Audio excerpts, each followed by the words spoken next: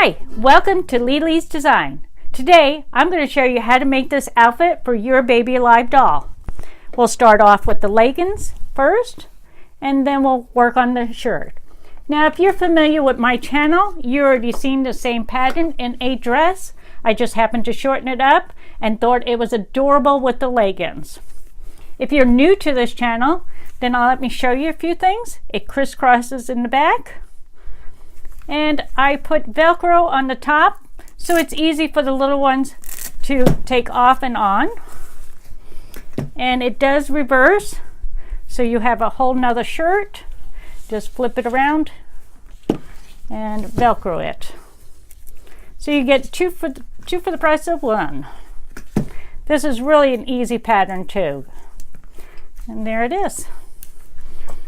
And you just want to go ahead and print and my pattern that's down below in the description.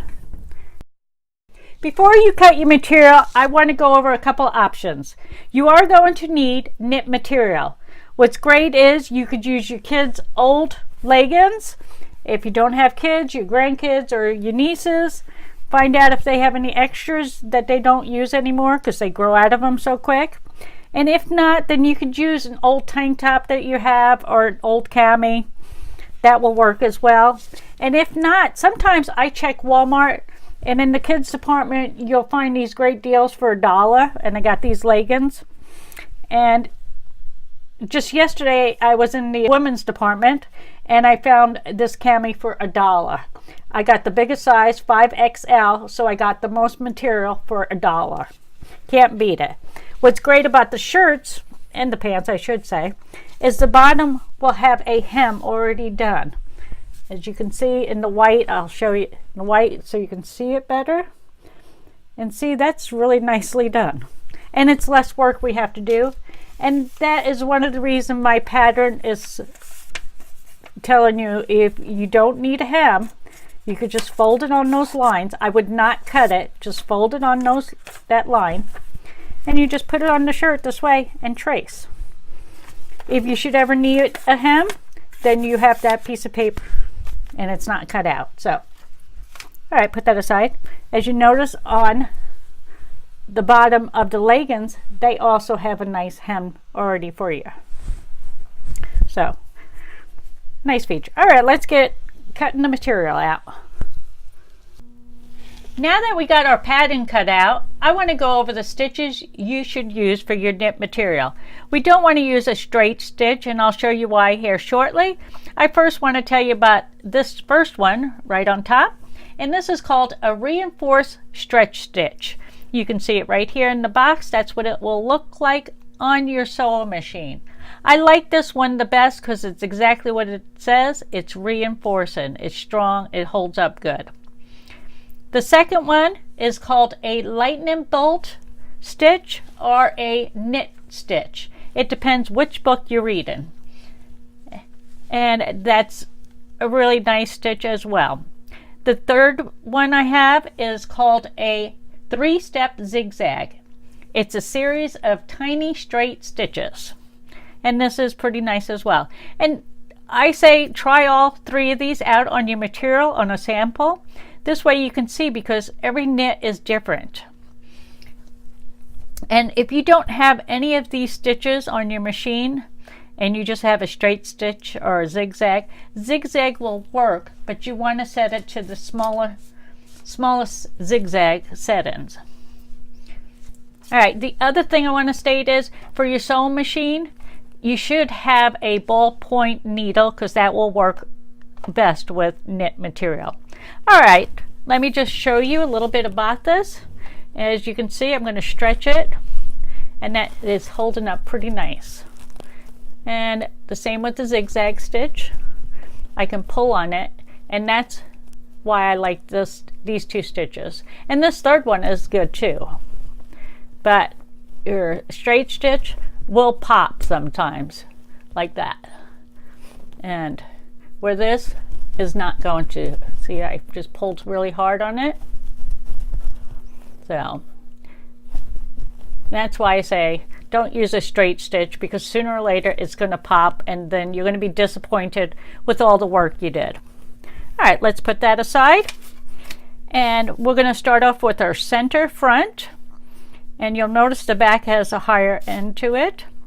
And we're going to sew the waist to the crotch.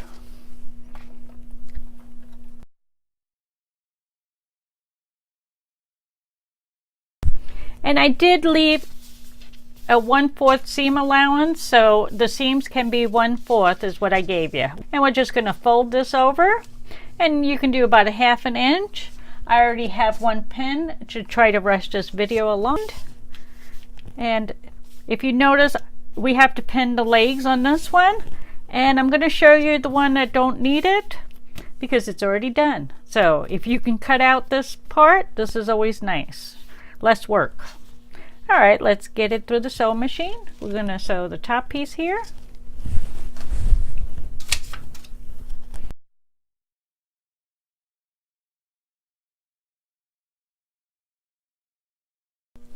Okay, I did not add an elastic to the waist. You can if you like. I did not feel the need to do it, so I didn't. I'm going to fold this over, and I'm going to match the center back to the center back. And we are going to now sew it from the waist to the crotch, just like we did on that side.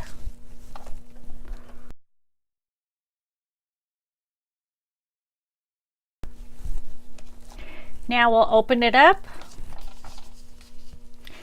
and we are going to match up the crotch seams and make sure they're even with each other, and pin it.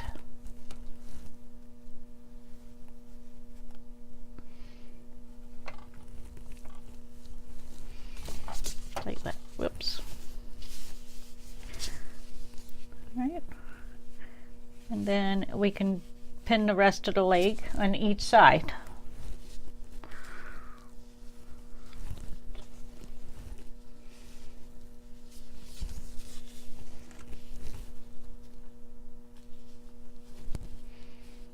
Whoops.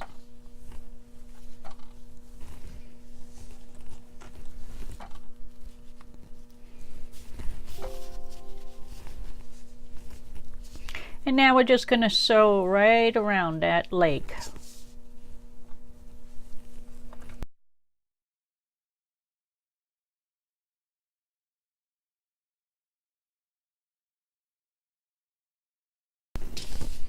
And see, I just sewed around there. And that's it, you're done. We'll turn them inside out, which I did already, and we'll put them on the doll. So it's a quick, easy project. And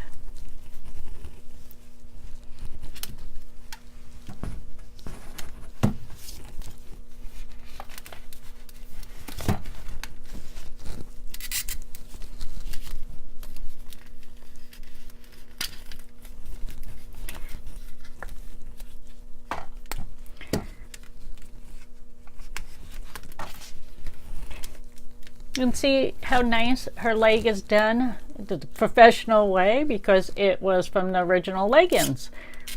So I love it that it looks so nice. And there you go. That's it. Voila, you're done. Let's work on the shirt now. Let's get started with our shirt. You will see there's a 12-inch and there's a 16-inch pattern. And the 16-inch would not fit on one page. So this is page 1, this is page 2. And what you're going to do is make sure when you cut this that you don't cut these dashes.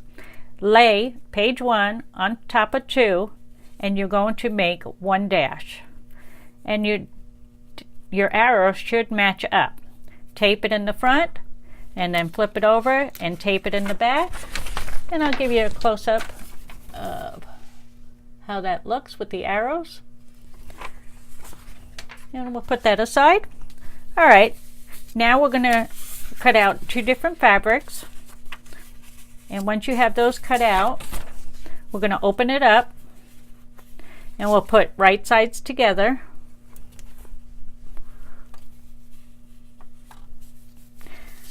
And then we're going to pin it. And mine is already pinned. I use different pins to remind myself that I want to leave a 1.5 inch opening. We need that for turning, and you can place it anywhere you like. And then once you have this pin, we're going to sew all the way around, up and down, until we come back to the opening and end it at the opening. And there is a 1/4 inch seam allowance.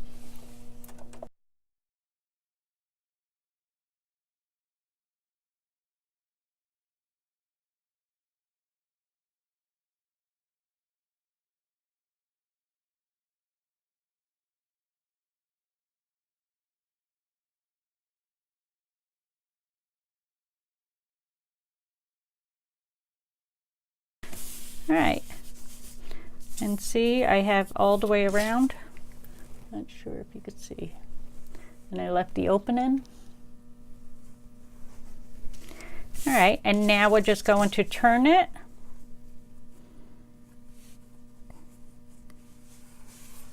Oops. I just realized I made a mistake and I turned off the camera and fixed it. What had happened is when I flipped over the other side, I noticed I missed that material. So do check your other side, make sure all the stitches are in place. I didn't pay attention, but these mistakes do happen, and I'm glad it did, because it reminds me to tell you to flip it over and check it and double check it. All right, you want to clip your curves and be careful you don't cut into your stitches. And otherwise, you're back to fixing it. But I already cut some of these already. Yep, all right, those are cut. And now we're just going to turn it inside out.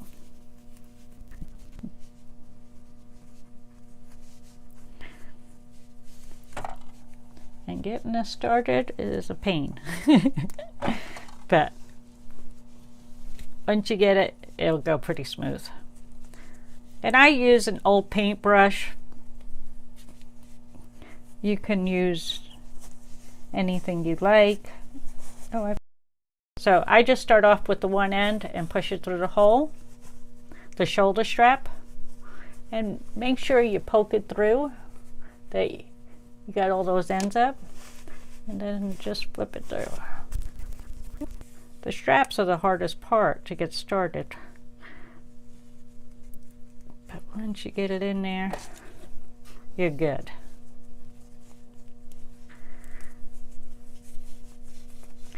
And on that same side too, push it through, make sure it's all through. And then we're going to go back and we'll get the front shoulder. Oops, if I can find them. Just dig around, but you should poke it all through on the bottom and the top. And there's one of the shoulders. And then the other side. And now try to flatten it as best as you can.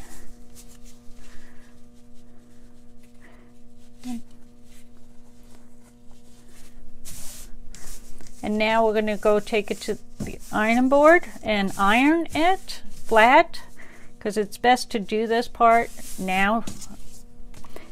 And you'll want to tuck in about 1/4 inch like that, and then press it down. Let me see if I can crease it. See, it will give you that. Yeah. All right.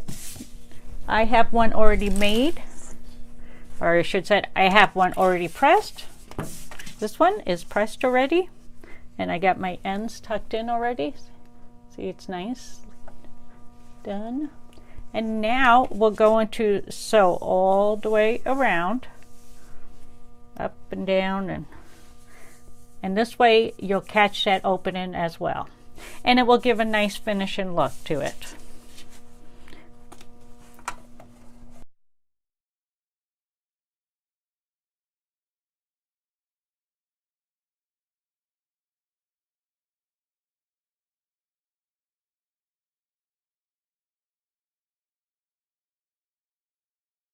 right, we're almost done. Now if you'd like, you could also use a different color thread. I didn't want to go through and change it, but and the white's not bad on here. And see, that's what it looks like. Now we're going to add our Velcro. And you want about 3/4 of an inch Velcro and cut it off. Okay. And then just trim it to what the size is going to be. So, I'm not sure.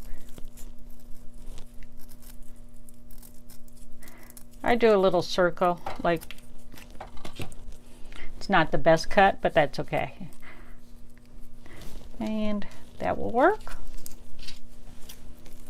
And then do the same thing for the other side. I've curved these edges right here, but you don't have to. It's up to you how you want to do it. That's what it's going to look like. Try and decide which one I like to put the buttons on. All right, I like to put the soft side on the strap because I'm going to put the button on this side. So, oops, I'm going to flip it around because. So I'm going to pin that. Because if you use the hard plastic, the hard one, it's hard to hand sew the button on. Okay, now that we got that one pinned, what I like to do is put that back on top so that I make sure I'm placing it the right way. And we're doing a crisscross, so we can test where we're going to put it. And I'll hold down the Velcro and then pin it in that spot.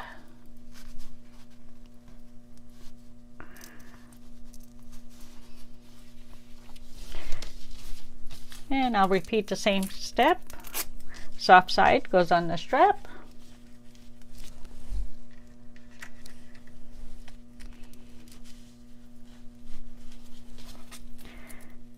Match up this. And then I'll see where my strap is going to go, right there. And I'll pull it and pin it.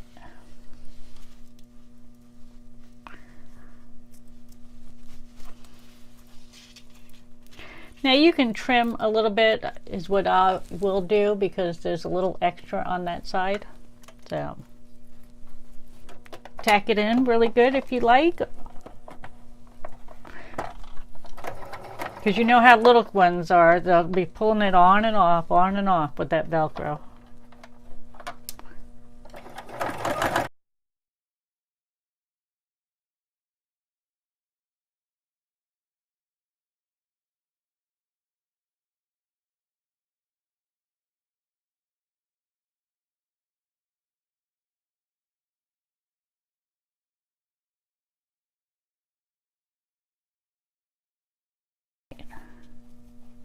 We just got to put our buttons on.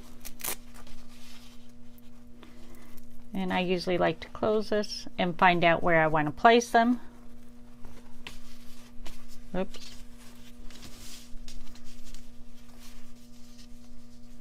Or you can put it on the doll and see. I'm going to use blue. There's a little bit of blue in there. I know it's not blue, it's a, not quite sure. Light blue. And then we'll just hand sew those on, or if your sewing machine sews buttons on, you can do that. Alright, I'll sew these buttons on and be right back. I finished hand sewing the button on the shirt and we are done. The outfit is complete. If you guys enjoyed this video and pattern, be sure to hit the like and subscribe button. And if you have any suggestions for my next pattern, please let me know in the comment down below. I'd love to hear from you. Alrighty guys, thank you for stopping by. And if you can, please share my video, whether it be on Pinterest, vlogs, etc. Anywhere. Thank you. All right, bye-bye now.